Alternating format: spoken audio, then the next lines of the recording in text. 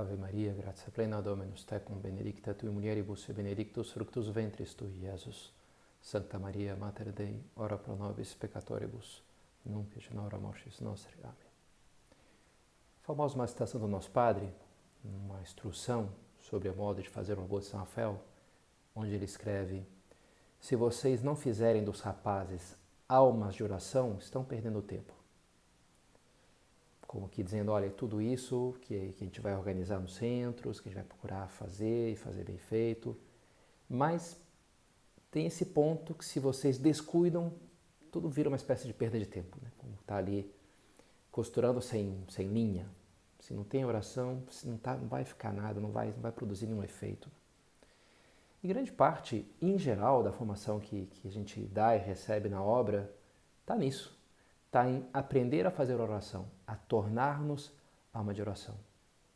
Então, por isso, todo esse curso, essas aulas, né, que vocês estão tendo, especialmente agora, estava lendo hoje a notícia do Papa inaugurando o ano da oração, 2024, com a preparação para o jubileu do ano 2025.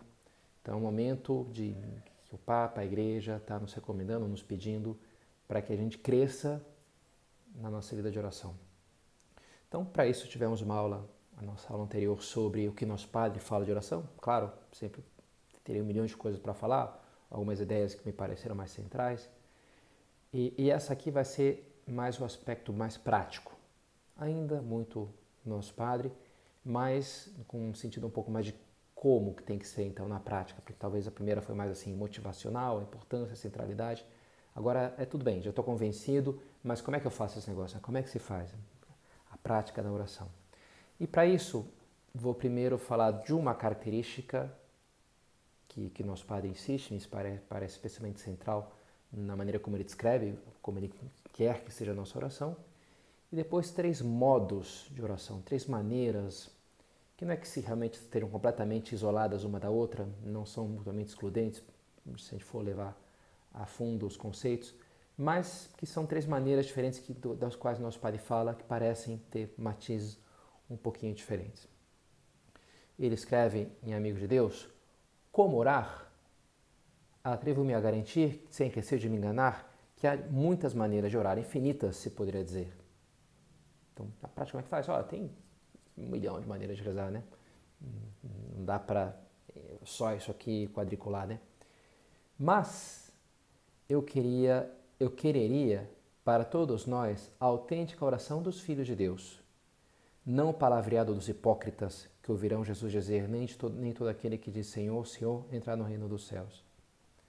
A gente está aqui na homilia Vida de Oração, já citada na aula passada, até porque é um dos textos mais importantes dos nossos padres, todo o desenvolvimento só sobre esse assunto, e que aqui, diante desses 1000 caminhos que ele poderia seguir, de 1000 maneiras de falar, ele se centra no Evangelho, né? Jesus dizendo, não é aquele que diz Senhor, Senhor, aqui os homens que acham que vão ser ouvidos por muitas palavras, mas fala, não, a oração dos filhos de Deus, que sobretudo é uma oração simples, né? Nosso Padre não quer, digamos, enquadrinhar e quadricular, olha, tem que ser assim, não, ele sempre deixa muita liberdade, ele tem horror a sufocar a espontaneidade do caminho espiritual de cada qual. Mas, dentro dessa ampla liberdade, ele sublinha, ele pensa essa característica que ele quer para todos nós, que é sempre se baseia no nosso espírito, a base do nosso espírito é a filiação divina. Então, uma oração que seja uma oração típica de filhos. É assim que tem que ser a nossa oração. É interessante quando alguém lhe pedia, mas padre, eu não sei rezar, como é que eu faço? E ele escreve até, olha, muito simples, te coloca na presença de Deus e fala isso para ele. Senhor, eu não sei rezar. É interessante, aquela música, né, Romaria, como eu não sei rezar, só queria mostrar meu olhar, me disseram, porém, que eu viesse aqui, então chega lá o Romeiro, que nem sabe muito, tá, mas está ali. E claro, já está aquilo tudo é uma oração, já é uma oração bonita, porque é verdadeira, porque é espontânea, porque ali ele está de fato inteiro, né? O que torna uma conversa significativa é quando a pessoa está ali, desarmada, está realmente se expondo, né? E a simplicidade nos leva a isso, tira um pouco máscaras, tira um pouco ali a maquiagem e se mostra a pessoa com a sua miséria, com as suas carências, E é assim que a gente tem que se colocar, né? Não precisa ser algo mais complicado do que isso, só falar qualquer coisa. Qualquer pessoa é capaz de rezar, porque, bem, qualquer pessoa que saiba conversar, que saiba se expressar minimamente, já está fazendo oração, né? Desde que faça isso se dirigindo a Deus.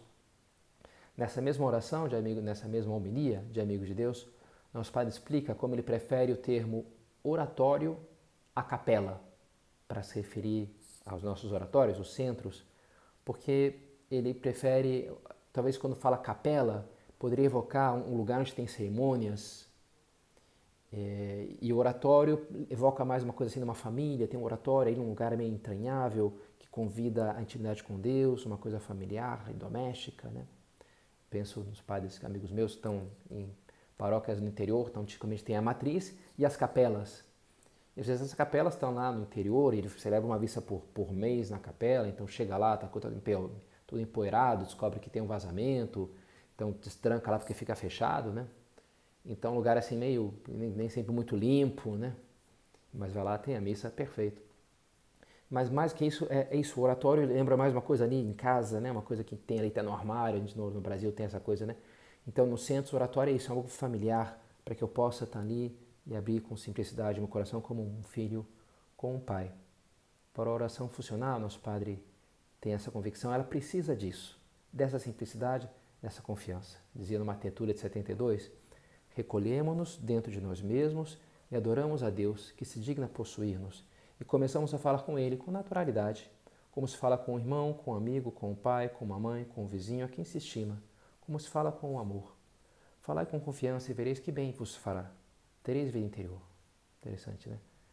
Fala com confiança e vai funcionar, vai dar certo, né? O extremo dessa confiança, dessa simplicidade, é o que a gente poderia dizer que é a oração de infância, que é algo também muito presente na própria vida espiritual do nosso Padre. Nesse ano de 31, que vai terminar com ele escrevendo o Santo Rosário, que é um livro de infância espiritual, na novena da Imaculada Conceição, ele vai sentar, quase que de uma canetada vai escrever o livro inteiro, né? É um livro pequeno. Ele tem muito presente isso, esse desejo que aparece várias vezes nas suas anotações, nos seus quadernos, nos seus diário espiritual, esse desejo de fazer oração de infância. Inclusive no final de Santo Rosário tem um epílogo, nem sempre as pessoas conhecem, um texto pequeno que vem lá na última página, e que diz, se termina assim, se rezares o rosário dessa maneira, aprenderás a fazer boa oração. Mas no texto original, nosso Padre tinha escrito, aprenderás a fazer oração de infância. Interessante, né? Ele fala oração, usa esse termo também aí. Quando nasce Santo Rosário, é esse o que ele está buscando.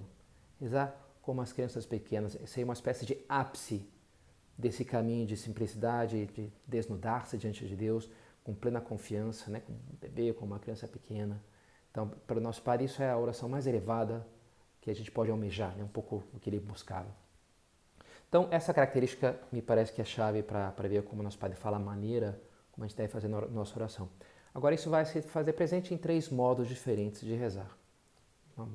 Textos que o nosso Padre vai falar de uma maneira mais genérica sobre a oração, que vai dominando a nossa vida, tudo é oração. Vai também falar da oração como contemplação de cenas, né? Que vai entrar mais aí a imagem, a imaginação, um personagem a mais. E por último, mais a oração como conversa. Então também a gente vai falar sobre essas três maneiras. Primeiro, esse que é a oração que termina em vida contemplativa, que domina toda a nossa vida, é um pouco essa luta para viver a presença de Deus, né? A presença de Deus é uma oração, fazendo a nossa vida uma oração contínua. Escreve assim em Forja 73. A oração, lembra-te disso, não consiste em pronunciar discursos bonitos, frases grandiloquentes ou que te consolem. A oração é às vezes um olhar a uma imagem do Senhor ou de sua mãe, outras um pedido com palavras, outras o oferecimento das boas obras, dos resultados da fidelidade. Como o soldado que está de guarda, assim temos nós de estar à porta de Deus, nosso Senhor. E isso é oração. Ou como o cachorrinho que se deita aos pés do seu amo. Nosso Padre alguma vez se via assim, né, sem ter muito o que dizer, um cachorrinho deitado ali aos pés do amo. Não te importes de lhe dizer, Senhor, aqui me tens como um cão fiel, ou melhor, como um jumentinho, que não dará coices a quem lhe quer bem. Nosso Padre, né, mais uma vez, vai por esse caminho de simplicidade e dizendo, olha, é tudo, né? Não com frases bonitas, mas às vezes um pequeno olhar, uma pequena ejaculatória, é um situar-se diante do Senhor. Essa simplicidade da vida real, das relações reais, né, de amizade, de carinho de um pai com um filho, e que se compõe de 1000 pequenas coisinhas que vão acontecendo, como a vida vai acontecendo no matrimônio, né, um amor que vai crescendo nesse trato habitual, nessa convivência. Então é uma coisa muito natural. Ainda que o nosso Padre não deixa de ver também nesse caminho para a vida contemplativa um método. Um método também mais ou menos simples, né? Mas acho que um texto emblemático para isso é o da homilia Rumo à Santidade, outra homilia que a gente já citou, que é a chave sobre esse tema. Inclusive o trecho que foi selecionado para o ofício de leituras no dia 26 de junho, quando se celebra na liturgia das horas, no breviário, a memória do nosso Padre, esse é o trecho que os padres leem no chamado ofício de leituras, né, que se lê um texto do santo do dia. Aquele parágrafo que diz assim: primeiro uma ejaculatória, e depois outra, e mais outra, até que parece insuficiente esse fervor, porque as palavras se tornam pobres, e se dá passagem à intimidade divina, num olhar para Deus sem descanso e sem cansaço. Vemos então como cativos, como prisioneiros, enquanto realizamos com a maior perfeição possível dentro dos nossos erros e limitações as tarefas próprias da nossa condição e do nosso ofício, a alma anseia por escapar-se. Vai-se a Deus como ferro atraído pela força do ímã, começa-se a amar a Jesus de forma mais eficaz com um doce sobressalto. Uma pessoa que eu atendia de casa, ele comentava esse texto e dizia, eu vejo isso no celular hoje em dia, né? Porque as pessoas estão ali, dá um intervalinho entre as aulas, todo mundo puxa o celular, entra no carro lá, puxa o celular, parece que é o lugar natural, a alma tende para aquilo, ela anseia por escapar-se, para entrar lá no Instagram, para verificar não sei o quê, né? E ele dizia, olha, a vida contemplativa é isso, só que põe Deus no lugar do celular, né? Que você está fazendo o que for, mas a tua cabeça está tendendo, você quer ter um momento para poder dizer uma ejaculatória, vou oferecer isso aqui para ele, né? Vai-se a Deus como ferro atraído pela força do ímã. Aquilo vai dominando cada vez mais e você passa aquele amor a controlar todo o teu horizonte vital, dominar o teu horizonte vital. Claro, é um caminho, é uma meta super bonita, que é a nossa meta da vida contemplativa, talvez não seja a realidade no momento atual, mas que nosso Padre começa, primeiro uma ejaculatória, depois outra, depois mais outra. Então começa com uma coisa assim, de o que eu vou fazer, de um propósito, uma indústria humana, um expediente de presença de Deus, ali um truquezinho para lembrar, para falar, o plano de vida que eu vou lutar para cumprir, agora essa leitura, agora esse evangelho. Então, na base de fazer algumas coisas e que vou preenchendo o meu dia com aquela série de práticas de piedade, pouco a pouco aquilo vai dominando e chega a ser algo já, uma segunda natureza, né? Chega a algo espontâneo que já a força do ferro atraído pelo ímã. E é interessante, né? Deixa eu conhecer um pouco mais de psicologia, as coisas de psicologia social, como você começa a ter mais simpatia pelo que te é apresentado com mais frequência. Daí as propagandas, os outdoors, os aplicativos têm que ficar enviando notificação, você tem que estar, lembra de mim, lembra de mim. A gente acaba gostando mais disso, comprando mais, investindo mais naquilo que a gente tem mais presente. Por isso, né, ver uma imagem da Nossa Senhora, ver uma ejaculatória, como uma imagem, sei lá, da minha esposa, isso aquece o amor, aquele amor, né? E por isso as normas também seguem essa mesma lógica. Já no Antigo Testamento, os judeus repetiam os salmos, eles diziam uma mesma ejaculatória, a mesma frase, né? E essa mesma dinâmica, de uma maneira, está plasmada no nosso plano de vida, né? Dizer normas de sempre, normas maiores, de modo que aquilo vá preenchendo o nosso dia de presença de Deus. Então, essa é uma primeira maneira de entender como nosso Padre fala da oração, segundo isso de ejaculatórias, até chegar na vida contemplativa como algo já presente no nosso dia a dia. Depois, uma maneira já mais assim específica que o nosso Padre, um método mais específico que ele dá de oração, é esse de fazer-se um personagem a mais do Evangelho. Escreve assim, amigo de Deus, 253. Meu conselho é que na oração, cada um intervenha nas passagens do Evangelho como mais um personagem. Primeiro imaginamos a cena ou o mistério, que servirá para nos recolhermos e meditar. Depois empregamos o entendimento para considerar este ou aquele traço da vida do Mestre, seu coração enternecido, sua humildade, sua pureza, seu cumprimento da vontade do Pai. Depois contamos-lhe o que nos costuma ocorrer nessas matérias, o que sentimos, o que nos está acontecendo. É preciso permanecermos atentos, porque talvez ele nos queira indicar alguma coisa e surgirão essas monstros interiores, o cair em si, essas reconvenções. É interessante, né? Você entra na cena, e entrar na cena implica, sobretudo, a imaginação.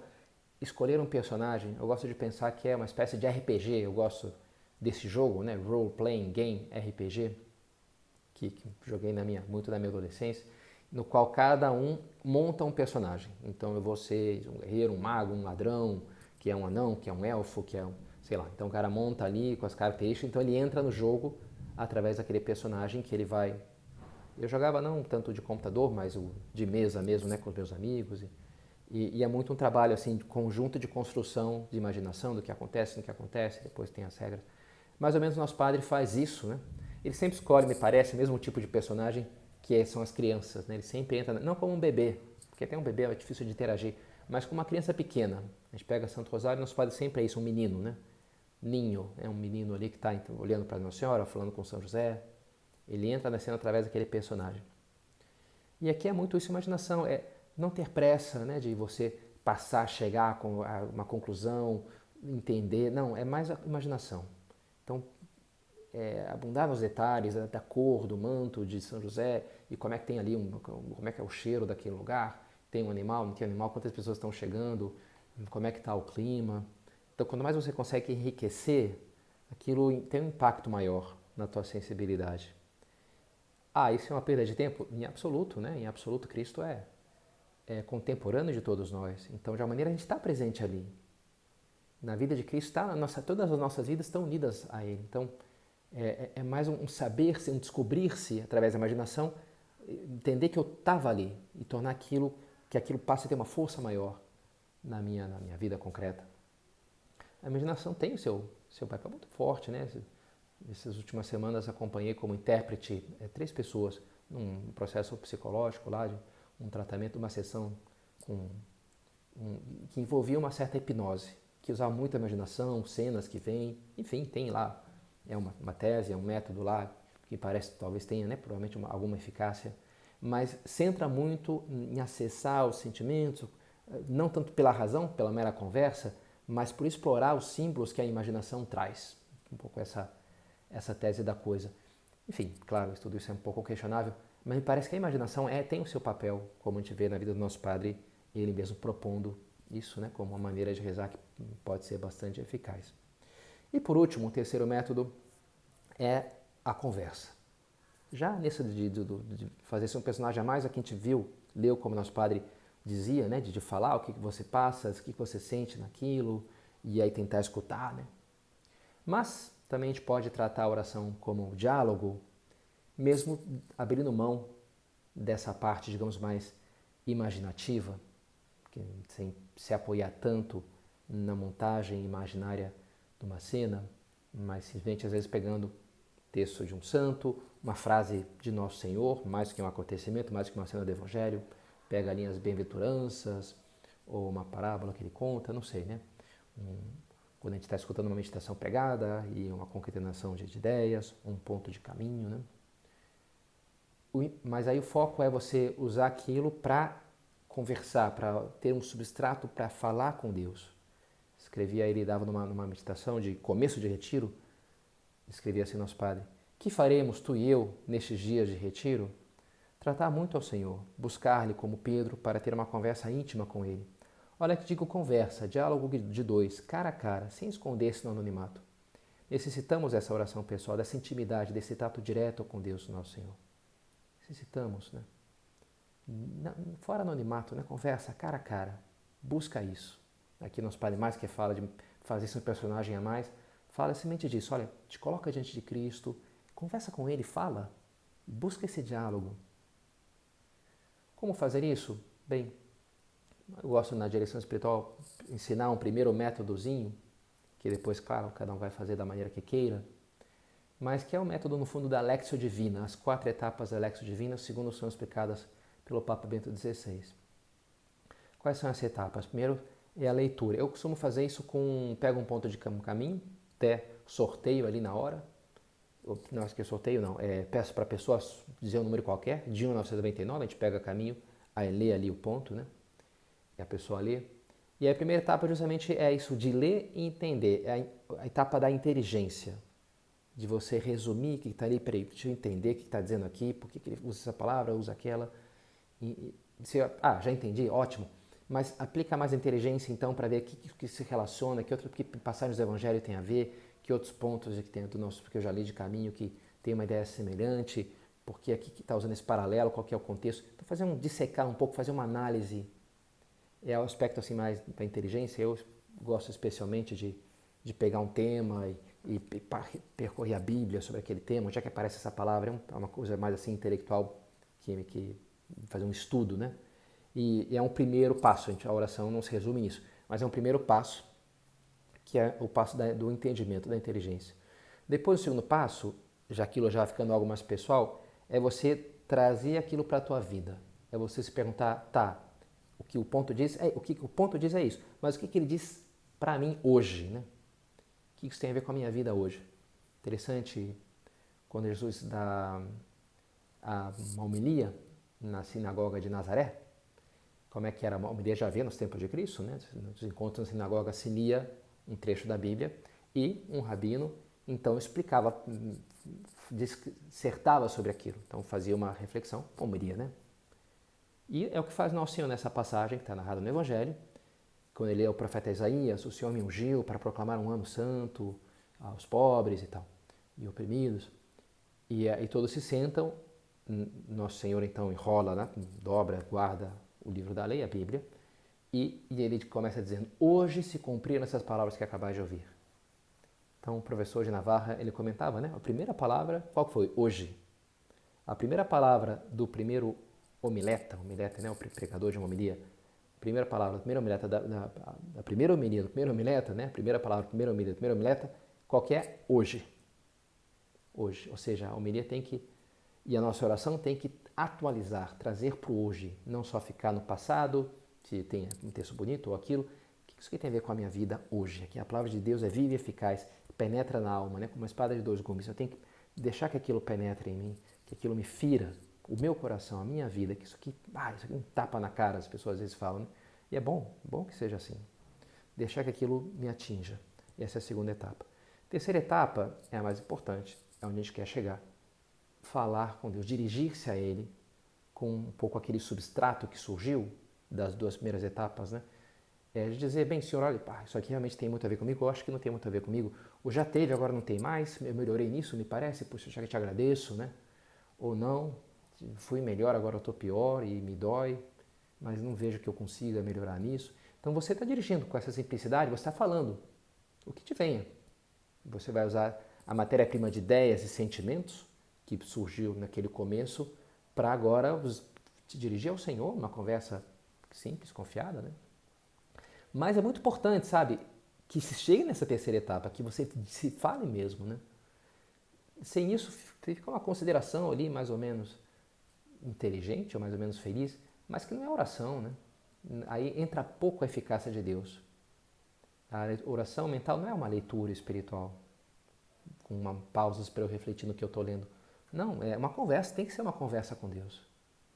Muito interessante, tirei muito sobre isso no livro do Jordan Peterson, das 12 regras. Uma frase lá, ele diz, o olho, resumindo todo, mais de um capítulo, acho, o olho e a palavra criam a ordem habitável. Ele fala da importância do olho, da atenção, de você enxergar as coisas, querer enxergar, às vezes a gente não quer enxergar, porque eu tenho medo, né? Dissonância cognitiva é uma coisa que eu me engano a mim mesmo para evitar o sofrimento psicológico. Então, a atenção é fundamental, né? O olho, a olhar as coisas, parar para olhar com valentia. E a palavra, como é que eu sou capaz de, só falando, de entender, de realmente chegar no núcleo das questões? Quando eu falo, não é à toa que às vezes na direção espiritual, mesmo como explica o Jordan Peterson, nos atendimentos psicológicos, só o fato da pessoa vir lá e falar, nem precisa escutar nada às vezes, né? Mas só o fato dela falar já força ela a organizar a percepção do mundo, as suas ideias, e muitas vezes é isso que faz com que ela enxergue. O falar, mas é fundamental falar. E por isso ele conclui, o olho e a palavra criam ordem habitável. Eu acho interessante ver essa relação. Creio firmemente que estás aqui, que me vês, que me ouves. Os 3 atos de fé dessa oração com a qual a gente começa toda a oração mental. Que eu não sei, eu desconfio que essa oração foi composta pelo nosso Padre, mas nunca encontrei uma confirmação disso, não sei qual é a história. Se alguém descobrir qual é a origem histórica dessa oração com a qual a gente começa e termina as meditações, as orações mentais, por favor me fale que eu ficarei feliz de descobrir. Mas eu desconfio que foi nosso padre que compôs. Até porque tem um formato assim, 3-3-3, né? São 3 atos de fé, 3 atitudes, adoro-te, peço perdão e graça, e 3 invocações, minha mãe Imaculada, São José, meu anjo da guarda. Então é muito nosso padre isso, né? 3-3-3. Mas não sei, o fato é que a gente começa com esses 3 atos de fé. Eu creio que estás aqui, colocar-se na presença de Deus, e é isso que a gente quer, toda a nossa vida passar junto dele, né? E chegar na vida no céu, estar junto dele, que me vês, o enxergar, Domine ut Filium, Senhor, que eu veja, ele me vê, eu quero me ver nos seus olhos, né? Que me ouves, e porque eu acredito que ele me ouve, eu vou falar. Não é indiferente para ele o que eu digo ou deixo de dizer, né? Então por isso eu falo, eu tenho que falar. A mim me ajudou, algumas vezes eu estava no centro do Sumaré, no centro de estudos, e o oratório estava fechado, então eu tinha que fazer minha oração no terraço. Aí eu comecei, me veio um dia lá de fazer oração em voz alta, falando em voz alta. E isso me ajudou porque eu tendia e tendo muito a ficar nessa coisa meio só das ideias flutuando na cabeça, né? Ao invés de me dirigir para Deus. Então falar em voz alta me obrigava a conjugar o verbo, a me dar conta que eu estou me dirigindo a uma pessoa concreta, que eu creio que está ali comigo, né? E isso me ajudou a fazer a minha melhor oração. A partir daí eu recorri mais ao método de escrever, mesmo estando no oratório, que talvez eu não possa falar em voz alta, porque tem mais gente por ali. Mas o escrever, eu escrevo aqui no meu tablet, escrevo e apago. Mas eu estou me forçando a redigir aquilo, a conjugar, a me colocar. Então me ajuda, me obriga a falar, me obriga a transformar aquilo numa conversa, não só em ideias mais ou menos vagas. E me parece muito importante isso, né? Falar. Essa é a terceira parte do método, né? Então, ler, entender, aplicar a mim, falar com Deus, a conversa. E uma quarta etapa final é o propósito, é trazer aquilo para a prática da vida. Santa Teresa chega a dizer que toda a pretensão de quem começa a oração, e nisso depende muito e tudo, deve ser de trabalhar e determinar-se, dispor-se com quanta diligência possa a fazer sua vontade conforme a vontade de Deus. E adequar a minha vontade à dele. Os filhos de Zebedeu chegam para Jesus dizendo: queremos que façais aquilo que vamos pedir. Como que dizendo, você tem que querer aquilo que eu quero. Essa é a oração ruim, né? Qual que tem que ser a boa oração? O que você quer? É o que eu vou querer também. Me diga o que você quer e é isso eu quero também. Dá a nossa adesão à vontade de Deus. Não querer fazer com que a vontade de Deus adere à nossa vontade, né? Não, meu propósito tem que ser, o meu desejo tem que ser que é fazer conformar a minha vontade com a de Deus, diz aí Santa Teresa. E para isso, então, na prática, essa oração que vai se alimentar da minha vida, depois tem que configurar a minha vida, tem que transformá-la. Não precisa ser um super propósito em cada tempo de oração, mas às vezes uma pequena coisa, não, no jantar, vou procurar me empenhar nisso, amanhã vou mandar essa mensagem para não sei quem, né? Então, também é muito bom essa oração conversa que depois conclui em coisas concretas, né, em propósitos que vão pouco a pouco melhorando, alternando a nossa vida. Maria guardava essas coisas meditando-as no seu coração, diz o Evangelho de São Lucas, e também nós invocamos, não é à toa que invocamos ela no começo e no final de cada oração, porque nela a gente enxerga essa atitude, né, de quem escuta e guarda e transforma. Também os pais da igreja relacionam esses 2 verbos, conceber e dar à luz, 2 verbos que aparecem várias vezes no Antigo Testamento e no Novo também. Então a fulana concebeu e deu à luz um filho, concebeu e deu à luz. E eles dizem isso, né? Que é conceber é quando a mulher engravida, é um símbolo, né, do conceber. Bem, isso é conceber, perdão. E depois dar à luz é um símbolo para escutar a vontade de Deus e depois pô-la em prática. Então conceber é o verbo que se faz na minha alma presente, ali a semente que cai, ok? E depois dar fruto, né? Conceber e dar à luz. Então esse Nossa Senhora foi mãe do Verbo também por isso, porque era uma messa de oração, porque guardava as coisas no seu coração. E ela vai estar sempre conosco também para nos apoiar a fazer cada vez melhor a nossa oração. Ave Maria, gratia plena, Dominus tecum, benedicta tui mulieribus, et benedictus fructus ventris tui, Iesus. Sancta Maria, Mater Dei, ora pro nobis peccatoribus, nunc et in hora mortis nostri. Amém.